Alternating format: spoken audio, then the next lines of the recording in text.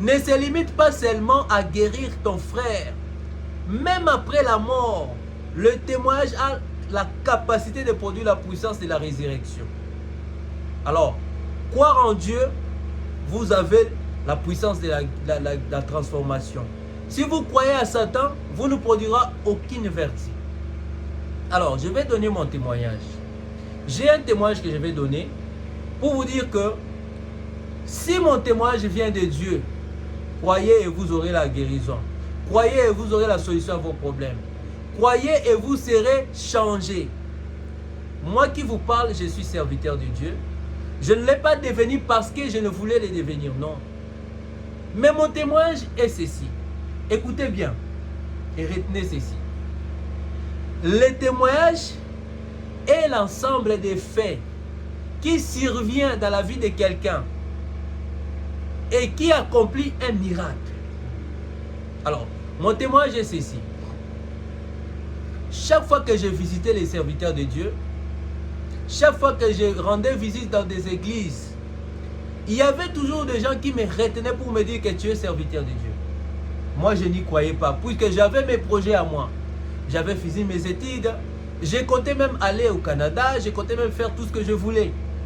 Mais cependant, chaque fois, il y avait toujours des prophéties. Il y avait toujours même des fous qui me parlaient. Alors, je me suis dit un jour, moi, je suis incapable de servir Dieu parce que je n'ai pas d'argent, parce que je souffrais de l'instabilité. Je n'étais même pas marié, je pensais à beaucoup de choses à la fois. Vous savez, quand tout jeune, quand vous arrivez à un certain âge, à la trentaine, tout le monde peut réfléchir pour dire que comment ma vie ne marche pas.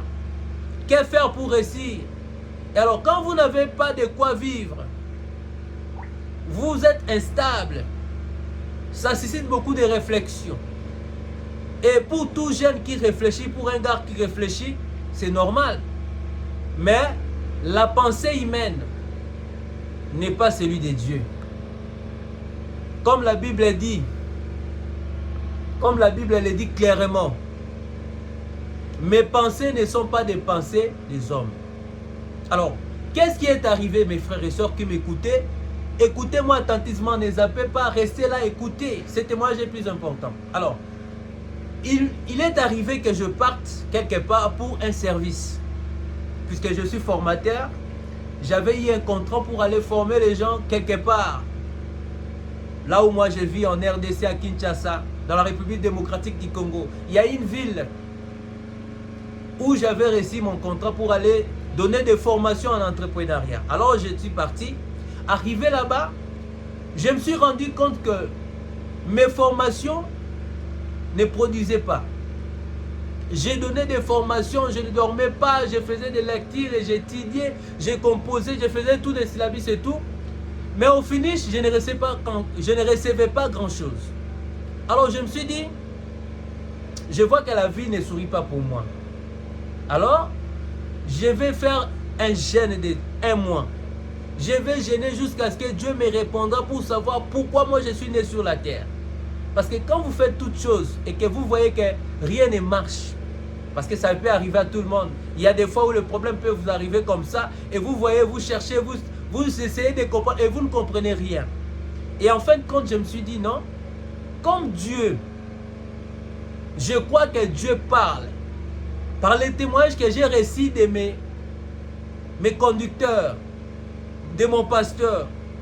Je crois que Dieu répond. Alors je vais jeûner. Si je fais un jeûne, Dieu me répondra. Alors j'ai commencé à jeûner. J'ai jeûné au moins 30 jours. Arrivé à la 29e jour, mes frères et sœurs, je m'étais consacré. Je prenais mon temps à lire la Bible, à jeûner, à prier nuit et jour. Il y a même des temps où j'ai passé toute la journée dans la maison sans sortir. Dans tous les 30 jours que j'avais jeûné là, je n'ai mangé peut-être 2 ou 3 fois. Et je n'ai pas mangé des histoires là trop lourdes. Je prenais peut-être un peu de riz pour essayer un peu de remonter ma force. Mais j'avais jeûné de manière systématique. Donc en quelque sorte, je dirais que j'avais une colère divine. Chers frères et sœurs, écoutez ces témoignages. Arrivé à la 29e jour, c'était la nuit.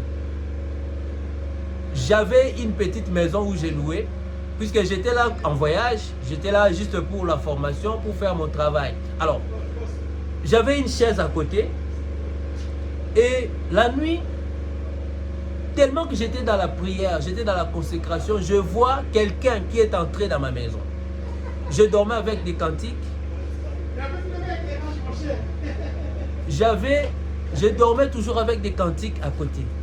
Je mettais ma radio là, en train d'écouter les cantiques chrétiens et tout. Je dormais vraiment dans la présence de Dieu. Et enfin, le 29e jour, la nuit, je voyais quelqu'un qui entrait dans la maison. Et cet homme avait un corps lumineux, c'est-à-dire, c'était pas un corps comme le nôtre. Il avait un corps comme, je dirais quoi, comme une matière comme transparente. Et je le voyais. Il est entré. Et à la même moment que lui, il est entré, je me voyais moi, debout, en train de danser les cantiques qui jouaient. C'était les cantiques d'une sœur de mon église qui chantait là dans le téléphone et tout. Mais moi, je me voyais en train de danser et je voyais la personne en question qui était transparent. Il avait un corps qui était transparent. Je ne sais pas comment expliquer ça. Vous voyez un peu de vitre là. Quand vous regardez du vitre là, ça peut faire voir de l'autre côté, oui. Il avait un corps comme ça, mais c'était un être humain. Il pouvait me regarder, je le vois, il pouvait faire des mouvements. C'était un être humain. Et il y avait une chaise là dans ma chambre parce que c'était une toute petite chambre. Il s'est mis sur cette chaise là et il commençait à me regarder en souriant. Mais bien aimé, je vous dis au nom de Jésus-Christ, je n'ai jamais vu un être humain comme ça. Sa présence représentait l'amour. J'avais une sécurité, je me sentais dans une joie, je ne sais pas comment expliquer. Et il me voyait danser, il me regardait, il souriait jusqu'à ce qu'il m'a dit, maintenant tu dois te reposer. Lorsqu'il me dit tu dois te reposer, directement, j'ai vu qu'il était parti et je me réveille comme ça, c'était tout noir.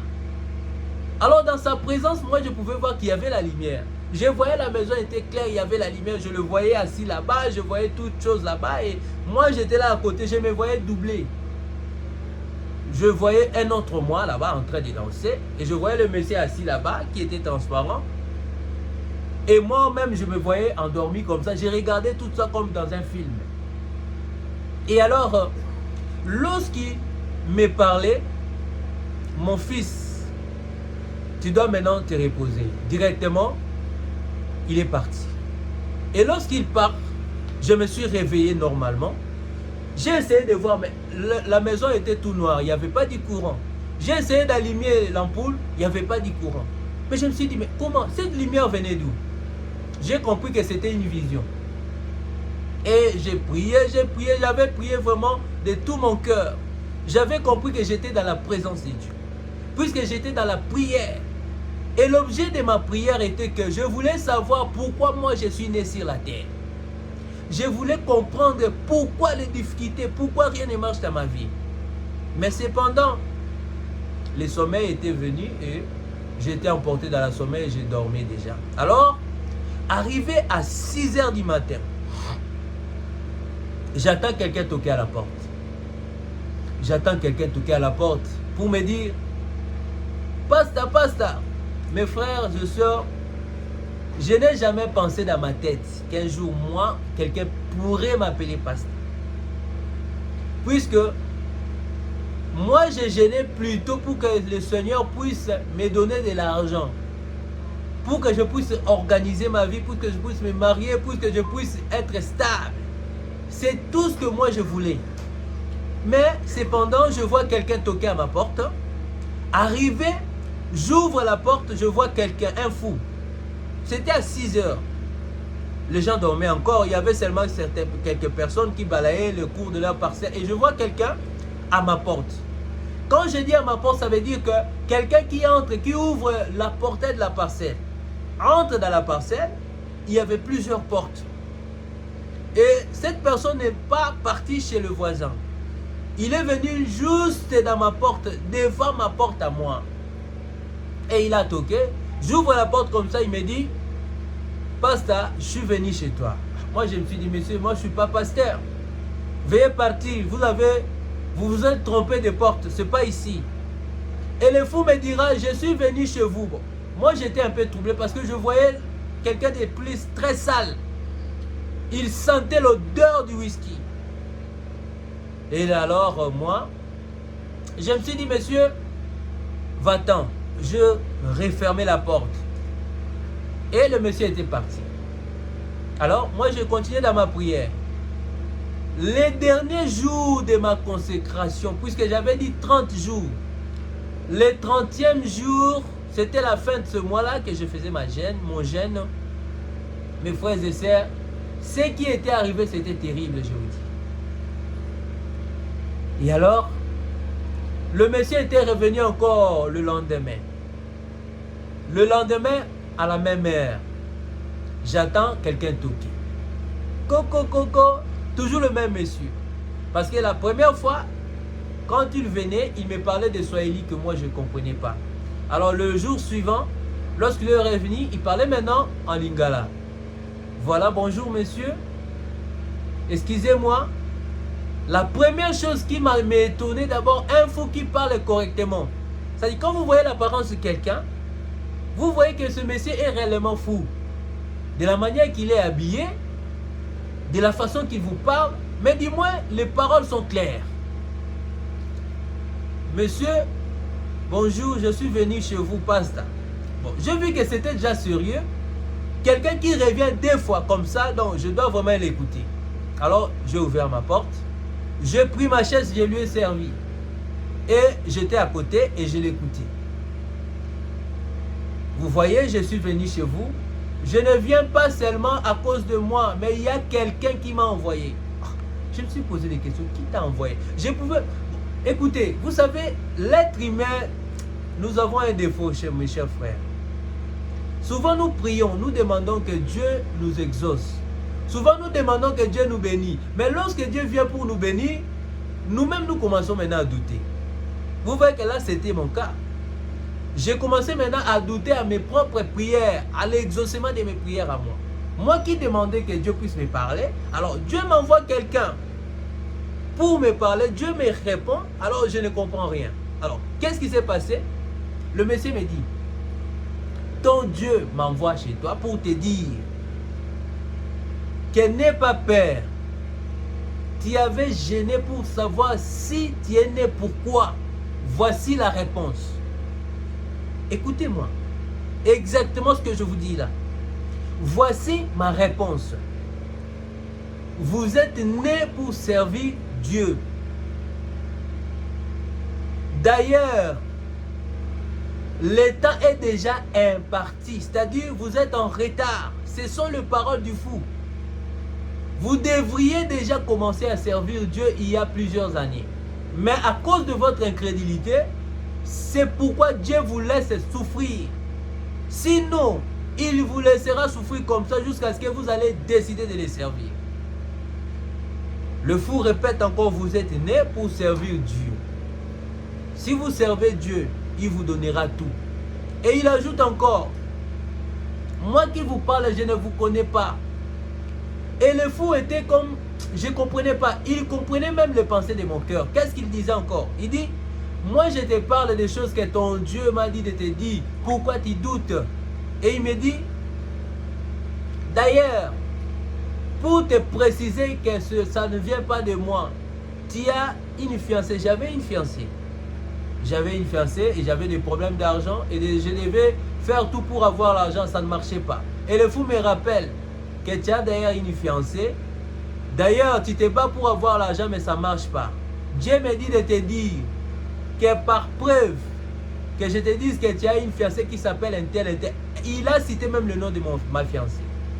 Et il dira, ton Dieu m'a dit, je l'ai vu, c'est quelqu'un qui est plus grand, il est lumineux, c'est quelqu'un qui a un corps transparent. Si vous le regardez comme ça, il a une forte lumière. Ça c'est le témoignage de ce fou-là.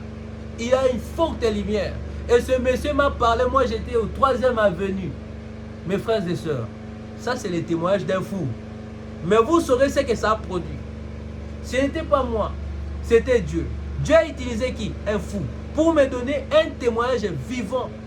Qui aujourd'hui a fait de moi ce que moi je suis. Je suis serviteur de Dieu. Je prêche la parole de Dieu. Non pas à cause de moi, mais à cause du témoignage. Alors, qu'est-ce qui s'est passé? Le fou me dit, Dieu m'a dit que je vienne, que tu pries pour moi, parce que j'ai commis beaucoup de mal.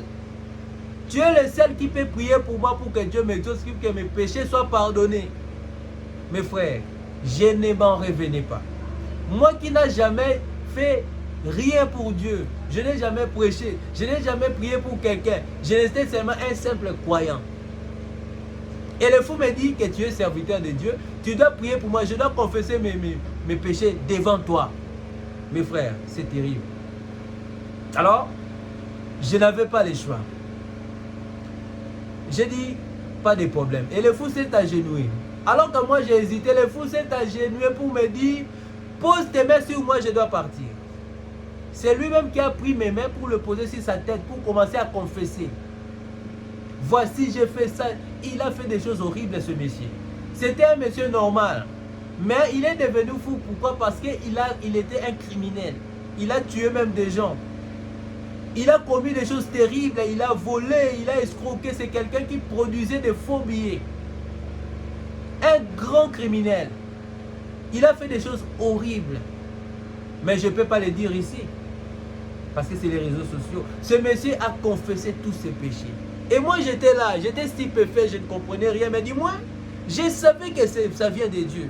Parce que quelqu'un ne peut jamais me connaître, venir jusqu'à moi pour me raconter des histoires sans que Dieu le dise. Et il m'a dit que tu as un ange qui marche avec toi.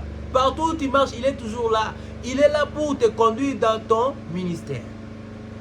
Mes frères, lorsque Dieu décide de vous donner les témoignages, ces témoignages ne servent pas à les garder. Ces témoignages servent à parler, à les parler aux autres pour enfin que celui qui écoutera ces témoignages puisse être converti, puisse voir le miracle et la main de l'Éternel.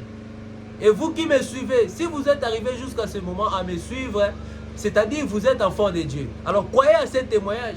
Si réellement c'est l'Éternel Dieu qui a créé le ciel et la terre m'a envoyé, si c'est Dieu-là qui a créé le ciel et la terre dont je suis serviteur, laisse qu'il vous accorde les yeux de votre cœur.